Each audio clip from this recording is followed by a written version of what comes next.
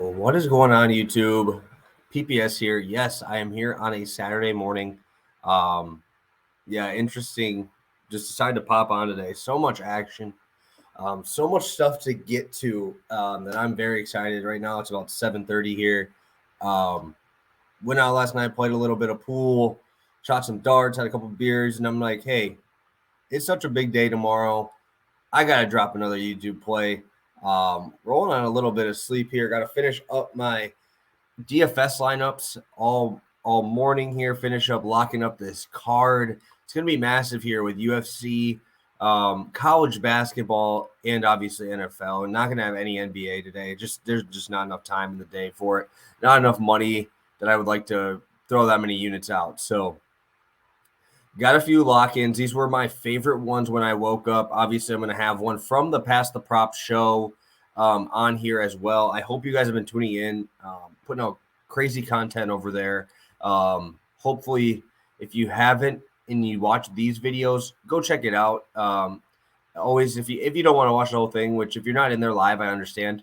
I always try to do the recap at the end of the video. So go to like the last 10 minutes. I will always have a recap of all of the plays back and forth, just in case you guys don't want to watch the whole thing, which I understand it running to about an hour 10 most episodes. So I do appreciate every single one of you guys that comes in live there. Myself and Monotone do a lot of work to try to get you guys the best information that we can. And I am very, very excited for this wildcard weekend. 5 bets over there on the show. I will probably have a few more sprinkled in, but those are going to be my bigger ones. Let's just start out with that.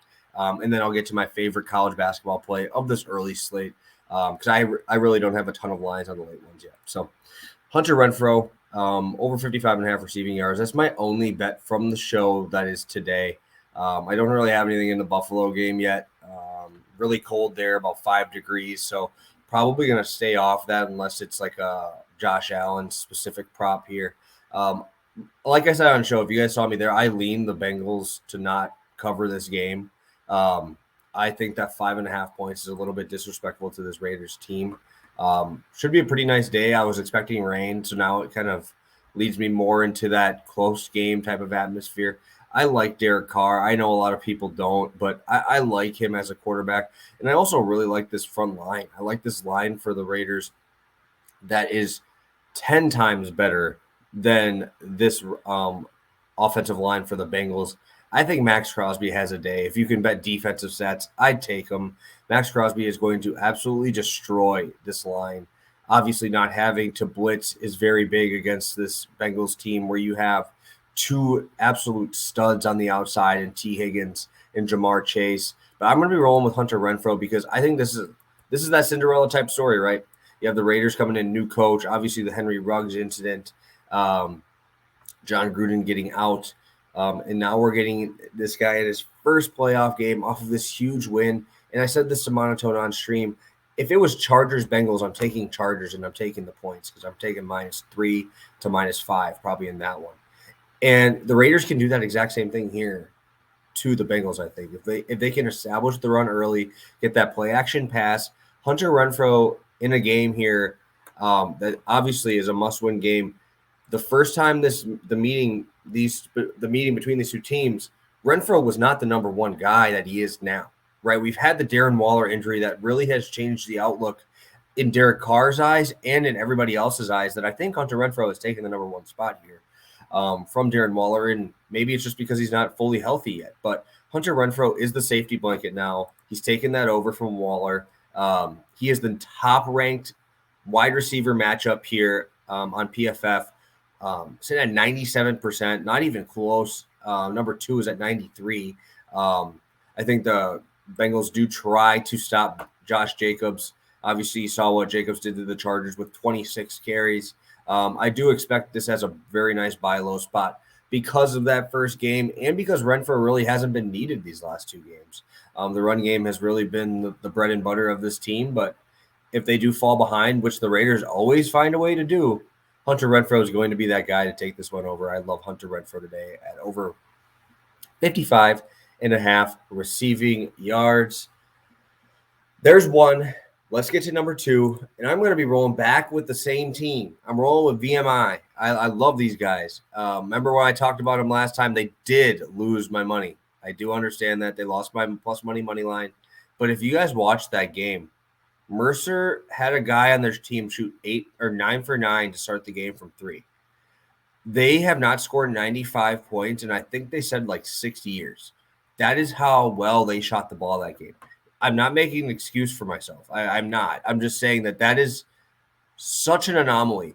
But if you saw that game, VMI was down 16 points at half, and these fucking cadets came out and shoved that second half. They absolutely nuked it. 55 second half points, and now we're getting them against the Citadel. Oh, man, sorry. The Citadel. And we're going to be playing the Citadel. I have been huge on the Citadel last year. Citadel this year really hasn't impressed me. Ken Palm has them at a 104 rank in the country at adjusted tempo, but 300 in adjusted defense. They're absolutely atrocious on that side of the ball. And also the offenses that they have been playing ranked 12th worst in the country. So they're playing bad defenses against bad teams. And now you're going to probably get like I said, one of my favorite offenses, the back. Jake Stevens coming off that 34-point performance. If you guys had those props, that's what I said he was going to have a night. He had a 34-point game there against Mercer. And they're averaging 78.5 points a game. Kerfman has been playing fantastic in the last 2. And he's got 17.2 points a game now. So he's catching up to Stevens. So I just really like the ability of free throws. I really like the ability for them to shoot threes. They have they literally scream like exactly the team I want to bet. Everything they do makes me want to bet them. They play perfect basketball that I just love to watch. Again, have their top 2 players, Stevens and Kerfman, shooting 40+% from deep. Which I love, and Stevens' ability to go in and out here on the Citadel. I see us having a very nice game here.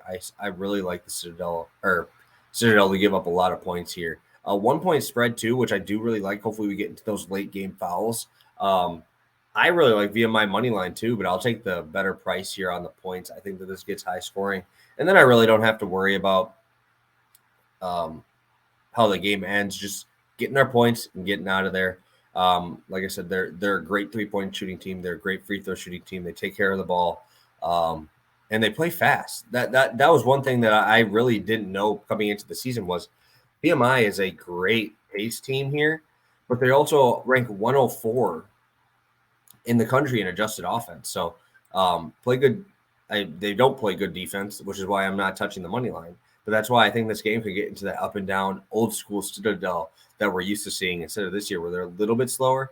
But 100 in the country will do.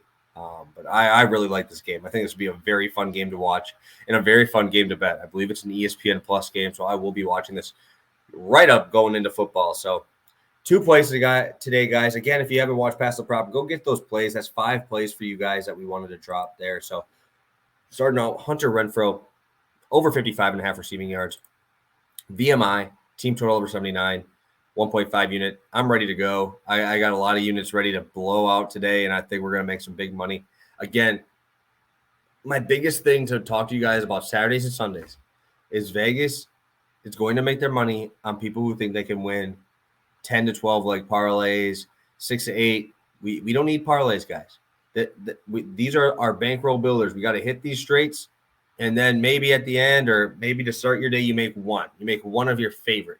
Don't try to go all parlays here because there's going to be a lot of upsets. There's going to be a lot of things that happen that Vegas makes their money on. So just be smart on these. Don't try to just hit that home run.